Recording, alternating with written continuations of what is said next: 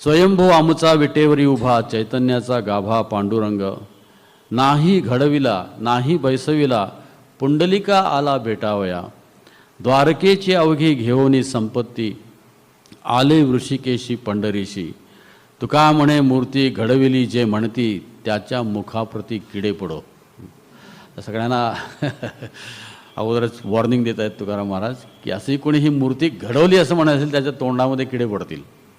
तुकाराम अत्यंत कडक भाषा वापरतात.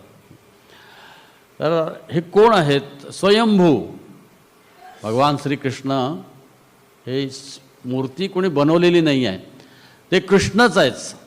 कशासाठी? पुंडलिकाला भेटायला आले.